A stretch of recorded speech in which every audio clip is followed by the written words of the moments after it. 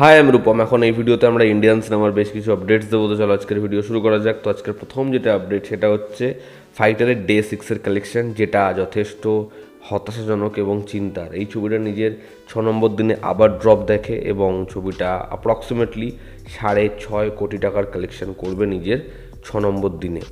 তো বোঝাই যাচ্ছে ছবিটা প্রত্যেক দিন ডে ওয়াইজ ড্রপ দেখবে। তো দেখার এই ছবির ফাইনাল কালেকশন কীরকম হয়।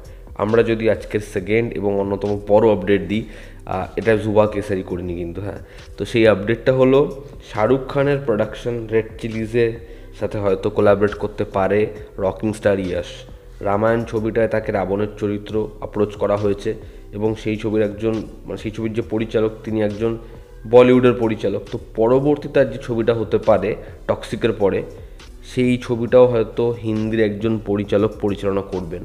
তাকে একটা স্ক্রিপ্ট ন্যারেট করা হয়েছে, তার সেই চরিত্রটা খুব পছন্দ হয়েছে এবং শাহরুখ খানের সাথে তার কনভারসেশনও হয়েছে এবং দুজনই খুব এক্সাইটেড এই প্রজেক্টটা নিয়ে। এটা এমন কোনো প্রজেক্ট কিন্তু শিওর বলা যায় না যেখানে শাহরুখ খান এবং রকিং স্টার ইয়াশ একসাথে অভিনয় করবে। হ্যাঁ, আপডেটে এই খবরটাও আছে, হয়তো এই প্রোডাকশানে কাজ করতে পারে বা পরবর্তী সময় জানা গেল দুজন একসাথেও কাজ করছে। তবে এটুকু আপাতত জানা যাচ্ছে রেড চিলিজের সাথে কাজ করতে চলেছে রকিং স্টার ইয়াশ। তাদের ইনিশিয়ালি কথা হয়েছে এবং তারা খুব এক্সাইটেড। তো রকিং স্টার ইয়াশের কাছে অনেক অনেক প্রজেক্ট এসেছে, বাট সে পিক করেছে খুবই সামান্য কয়েকটা প্রজেক্ট। তো দেখার শাহরুখ খানের প্রোডাকশনের সাথে রকিং স্টার ইয়াশ যদি কাজ করে তাহলে সেটা বক্স অফিসে কী ফলাফল আনে। আজকে থার্ড যেটা আপডেট সেটা হচ্ছে প্রভাসের পরবর্তী ছবি স্পিরিট নিয়ে।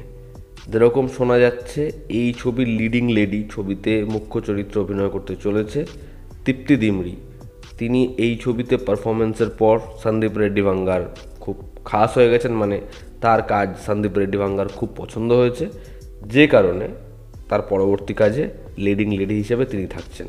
এবং আমরা জানি এই ছবিতে প্রভাস একজন পুলিশ অফিসারের চরিত্র অভিনয় করছে। দেখার তার চরিত্রটা কতটা আলাদা হয় এবং তৃপ্তি এই ছবি থেকে একটা ভালো ক্যারেক্টার পায়। পরবর্তী যেটা আপডেট সেটা হচ্ছে ওজি অরিজিনাল গ্যাংস্টার পবন কালিয়ানের ছবি। সেই ছবির রিলিজ ডেট জানা গেছে। এই ছবির রিলিজ ডেট হচ্ছে 27 সেপ্টেম্বর। দেখার ছবিটা বক্স অফিসে কী করতে পারে। ঋত্বিক রোশন ওয়ার 2 নিয়ে বলেছেন, ওয়ারে আমরা যেরকমভাবে ঋত্বিক রোশনকে দেখেছি, এটা ঋত্বিকের জন্য ভীষণ নাকি চ্যালেঞ্জিং। ওয়ার 2-তে ঋত্বিক রোশনের ক্যারেক্টারটা অর্থাৎ কবিরকে একদম অন্য শেডে অন্য লাইটে দেখানো এবং সেটা প্রিভিয়াস ছবি ওয়ারের থেকে একদমই আলাদা।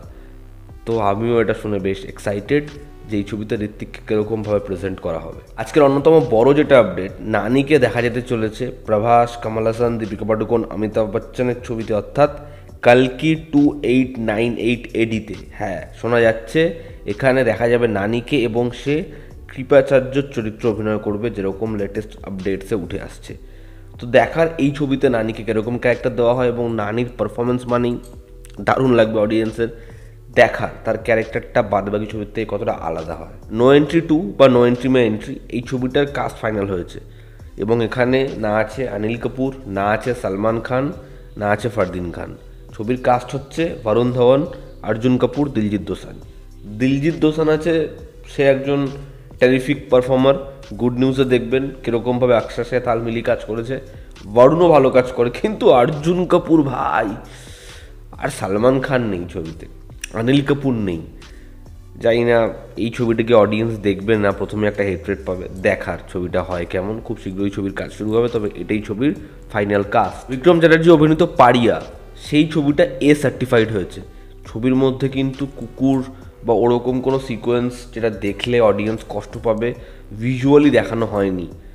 এই যে এ সার্টিফাইড হওয়া, তার রিজন হচ্ছে ছবির অ্যাকশনের জন্য, যেটা আমরা টিজার ট্রেলারে খুব প্রেস করছিলাম, সেটা দেখে খুব অথেন্টিক এবং র মনে হচ্ছিল। তো সেই অ্যাকশনের জন্য অ্যানিমেলের মতো এই বাংলা ছবিটাও কিন্তু এ সার্টিফাইড হয়েছে। Love and war, Ranbir Kapoor, Alia Bhatt, Vicky Kaushal, আমি দীপিকা পাডুকোন বলতে গেছিলাম। তো এই তিনজন অভিনীত ছবি সঞ্জয় লীলা ভানসালি পরিচালনা করছে। এই ছবির জন্য শ্যুটের ডেট অ্যালট করা হয়েছে অ্যাপ্রক্সিমেটলি 270 দিন। এটাই হচ্ছে ছবি সঞ্জয় লীলা ভানসালির। এতটা লম্বা সময় নিয়ে হবে। 2024-এর নভেম্বরে ছবিটা ফ্লোরে যাবে এবং ক্যারেক্টারের লুক টেস্ট, প্রি প্রোডাকশন সম্পূর্ণ হয়ে যাবে। 2025-এর জুলাইতে সেই ছবির শ্যুট সম্পূর্ণ কাজ শেষ হবে। 270 দিন অ্যালট করা হয়েছে ছবিটা শ্যুটের জন্য জাস্ট। তো দেখার এই ছবিটা হয় কেমন। রণবীর সিং তার পরবর্তী প্রজেক্ট একটা out and out action film করতে চায় এবং সে সাউথের ডিরেক্টরদের সাথে কোলাবোরেশন করার প্ল্যান করছে, যার মধ্যে 3জন বড় বড় ডিরেক্টর রয়েছে, অ্যাটলি, নেলসন দিলীপ কুমার এবং এআর মুরুগদাস।